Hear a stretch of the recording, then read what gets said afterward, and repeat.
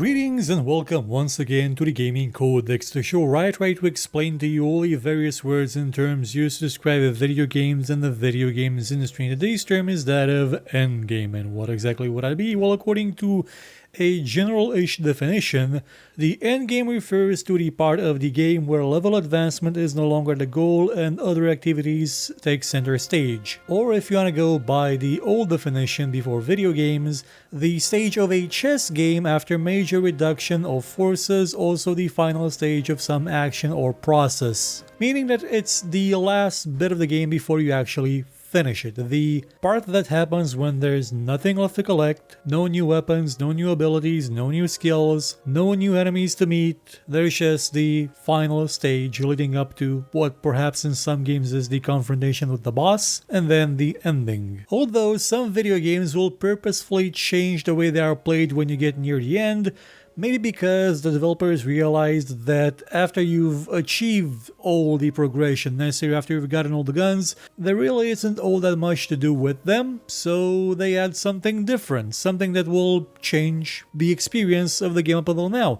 One example of this is Half-Life 2, that near the ending, instead of giving you all the guns that you used to have, it gives you a super-powered gravity gun that lets you throw around Combine as if they were ragdolls, even though they're still alive when you were throwing them around. In general, when we talk about the endgame, we refer to mostly the MMO style of endgame. What happens when you stop gaining levels because you've already dinged the max level possible? What do you do then? Usually it means that you start collecting fat loot that's way harder to get than normal loot.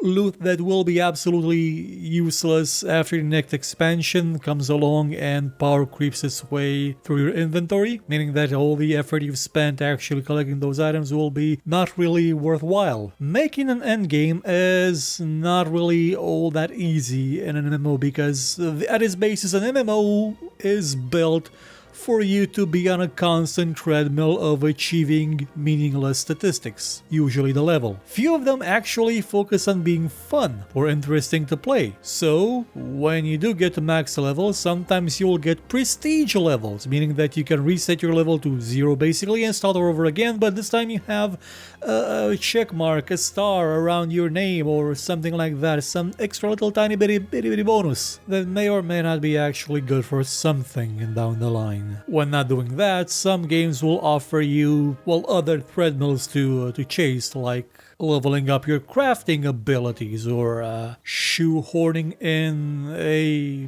base building component that's kind of meh. Or enabling some high-level PvP that lets you fight over dominance of the world, even though you think you would have been able to do that since the get-go, but no, turns out you couldn't. You have to get to the max level to unlock the full game. There was always this saying that World of Warcraft starts at 60. Before that, you're not playing the real game. When you get to 60, to the end game, that is when the game actually begins, which has led a lot of people to think that that is where the true game begins. That is where they must get to as quick as possible, blasting through all the content before it, just to ding that max level and ignore pretty much everything up until then. Usually with kind of disappointing consequences. Which leads us to the popular definition, the thing that's never there. People will constantly complain that there is no endgame for something, especially for MMOs, that once you get to the max level there is nothing left to do. And to be fair, sometimes they're absolutely right.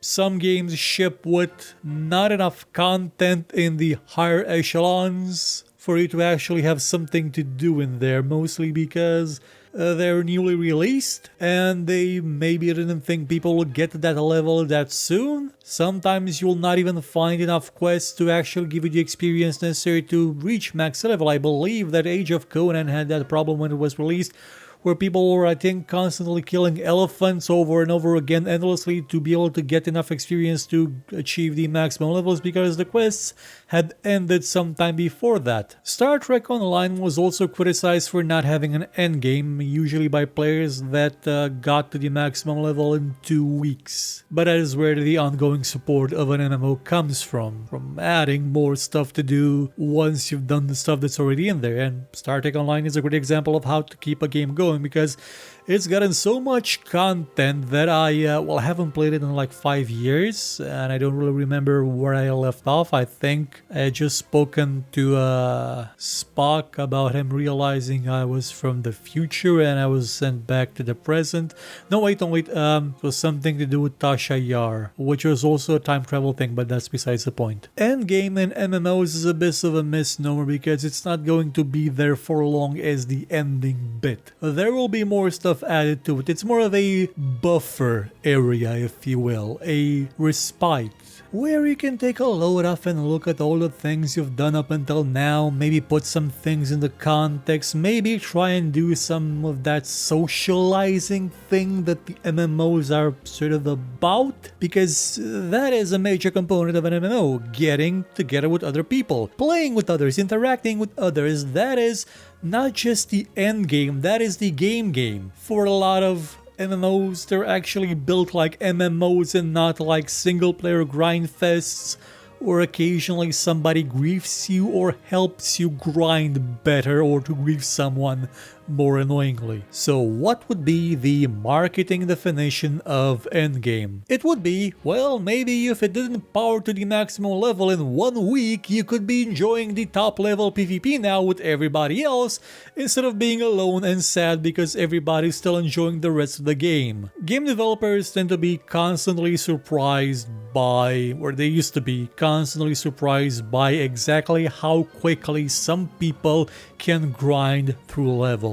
They usually make these games with the assumption that some people may play for 3-4 hours a day, not every day, not sleeping for a week to get to the maximum level, to be able to brag about it and then say, well, I got there and there's nothing left to do. This game sucks. I need to sleep or I'll die. It became a problem, a visible one, around the time of EverQuest, when one of the first bosses of the game was a giant dragon, I think, that took people, the first people, you know, the ones to build the wall, it took them a lot of time to actually beat it. But after that, walkthroughs started emerging on the web. And the next group that did it, well, it took them hours. The next, minutes. And because people started sharing information, posting guides and strategies and all sorts of walkthroughs on the web, pretty much no new content would actually last the amount of time that people would have assumed it would have lasted, because the players can be a bit overly dedicated to finishing that content and not necessarily enjoying it. They just want to finish it, to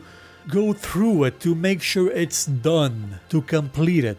It's a bit of a dangerous thing when you think about it, because that means that no matter what you do, no matter how interesting you try to make something, unless it's a grindy mess that will keep players occupied for months, they will complain it was not really worth their time because they finished it so quickly and maybe didn't even read the quest logs or introductions or the story related to it or anything like that, which is usually kind of sad. So I kind of feel for the developers that put all the effort in creating a game that's beautiful and large and filled with all sorts of wonders, and people just complain that there's no end game because they flashed through all the content, got to the end and realized, oh, there's not really much here. I was hoping that this was where the game actually started. That's not to say that all developers actually put that kind of effort in their games. I know the crew didn't. I know that for a fact. So concludes another edition of the Gaming Codex. Come back next time for a brand new subject. Goodbye.